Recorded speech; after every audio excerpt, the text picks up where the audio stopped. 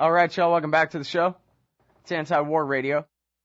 Andy Worthington is a British freelance investigative journalist, author, and filmmaker, specializing in Guantanamo Bay and the War on Terror, but also covering revolutionary movements in the Middle East and UK politics. He's the author of the Guantanamo Files, which is profiles of all those ever imprisoned at Guantanamo. And he co-produced the documentary Outside the Law. He writes regularly for newspapers and websites, including The Guardian, Truth Out, Cage Prisoners, and the Future of Freedom Foundation. He also writes occasionally for the Daily Star in Lebanon, the Huffington Post, Antiwar.com, Counterpunch, Alternate, and Zenit. His website is andyworthington.co.uk. Once again, Andy Worthington. Welcome to the show. How are you doing? Hey, Scott. Well, it's nice to be talking to you. Well, I'm very happy to have you here.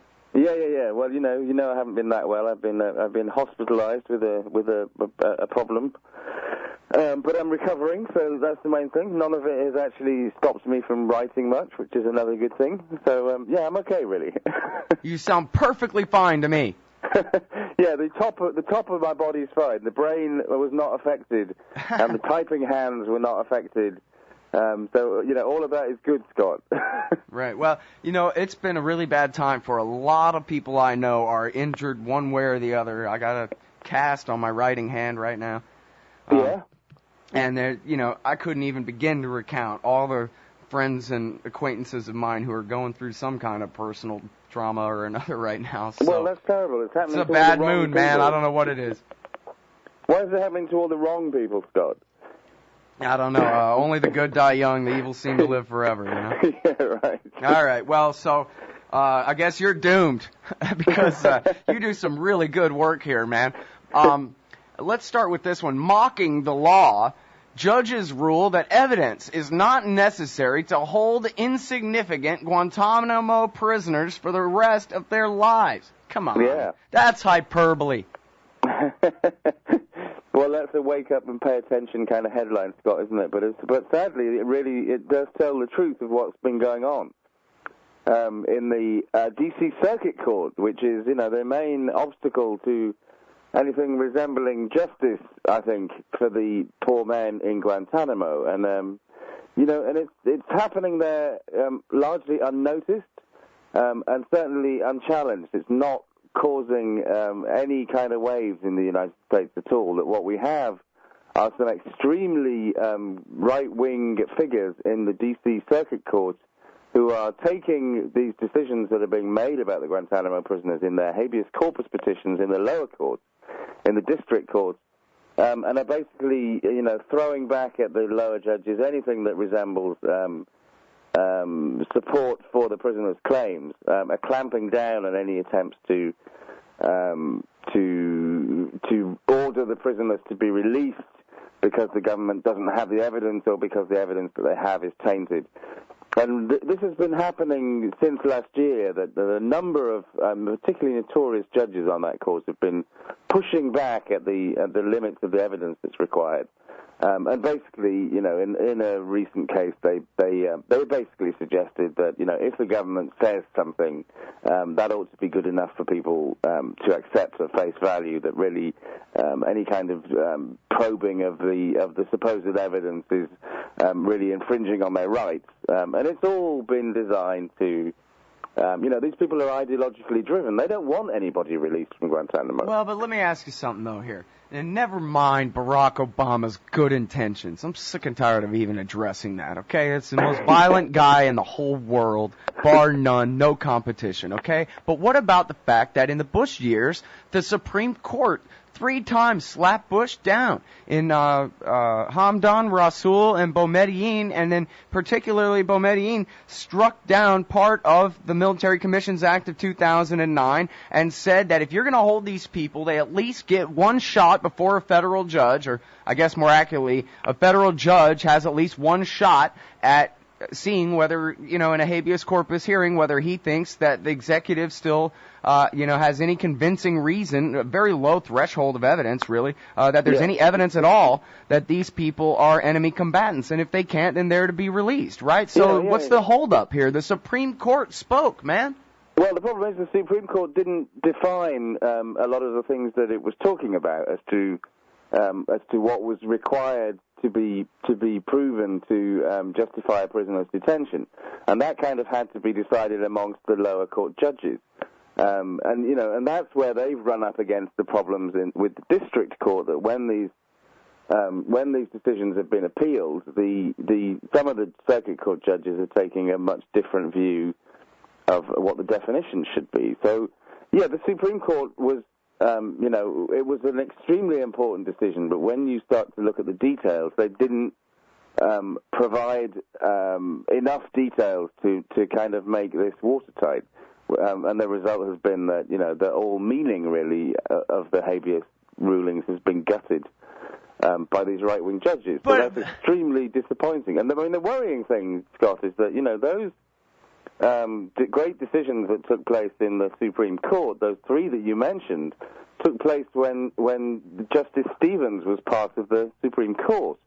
And since he retired last year, we've now got Elena Kagan, who, is not allowed to take part in any of these cases because she was Obama's Solicitor General. She was involved in standing up and defending all this kind of stuff on behalf of the government. So that makes her opinions rather suspect anyway, but she's not allowed to rule on them because of her previous involvement, which means that where we've gone from where we were under Bush, extraordinarily, is that we've seen the Supreme Court effectively move to the right. Here's the thing, man. I'm still confused. I mean, I know the government can do anything to anyone that they feel like and whatever, but I really am confused about the Boumediene decision and the habeas corpus and all that. I mean, how vague could that ruling have been that Obama can get away with saying, okay, but if you're Yemeni and the court has already said we got nothing on you, we're still never letting you go just because you happen to be Yemeni. Are you telling me there's a loophole that big in the Boumediene decision, that they were that vague?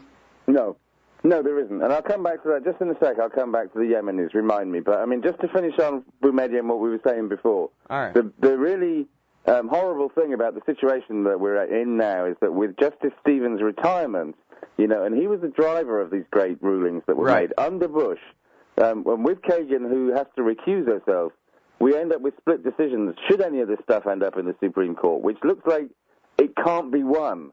None of this nonsense can be reversed. So, in fact, the decisions about detainees under President Obama are now being made by people like Judge A. Raymond Randolph. Ask people to look him up. Look up Judge Randolph.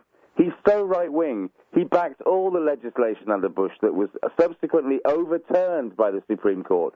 But now he's the man the buck stops with. It's people like him and his colleagues. And if we had someone to break the tie on the court, it would be Elena Kagan, who is not allowed to participate because she was arguing Obama's position on each of these arguments. Exactly. Incredible. So I don't know how this ends up judicially. I mean, this needs to be taken on as a political thing now, which probably feeds into what you were saying about the Yemenis. There's nothing in Boumediene.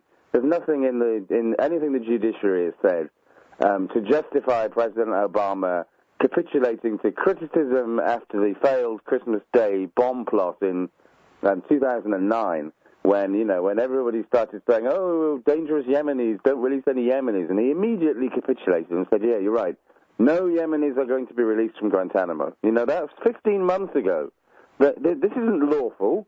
This was just a knee-jerk reaction to fears of Yemen, to the saber rattling about Yemen that we've seen build up on various fronts in the United States. And these guys are political prisoners, and they are still held there. And and what's actually worrying, I think, Scott, with the recent upheavals, with the varying degrees of success of what's been happening in the Middle East, from Tunisia to Egypt, Libya, Yemen, is that for none of these guys in Guantanamo who are from these countries where there have been problems, I don't think any of this looks as though it's going to make it any easier for them to be released. So, the Yemenis, there's unrest in Yemen, it's not going to help. If President Saleh falls, I can imagine that the right-wingers in the States are going to say, well, who's going to fill the vacuum? It's going to be worse. I can imagine, there were a bunch of Tunisians in Guantanamo who, some of them couldn't go home because their dictator would have tortured them, Ben Ali. Well, now we've got rid of Ben Ali. But, this hasn't been challenged yet in the States, but I can easily imagine that if somebody proposes that these guys can now go home because their dictator has gone, then we'll have right-wingers say, yeah, but we don't trust Tunisia. We knew where we were with the dictator. We now think Tunisia might be a kind of rogue nation into which, terrorists are going to... They'll start seeing terrorists appearing left, right, and center again. And I find that really disappointing because I think the one thing that has been happening in the Middle East is that these are movements that have come from young people that are, connected with the rest of the world. This has come from working people, from trade unions, from all these people who've been suppressed for so long. They're the ones driving these movements. These movements aren't driven by, by fanatical Islamist groups. In fact, the Islamists have been keeping in the background, and they're not playing a major part in these. This has been a triumph of people power in the Middle East. And what it should have done is do away with all these spurious arguments about the war on terror. It should actually expose, I think, how the time for that wretched narrative is over, we're all in this terrible battle against terrorists, and therefore we must back torturing regimes in the Middle East.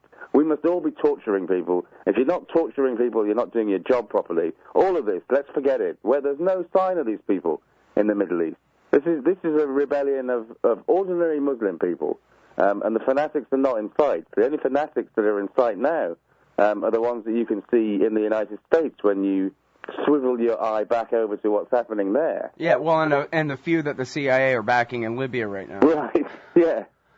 Well, we can't go around letting these innocent people go, because after all, we tortured them, and they'll go back to Libya, Tunisia, wherever, and become terrorists.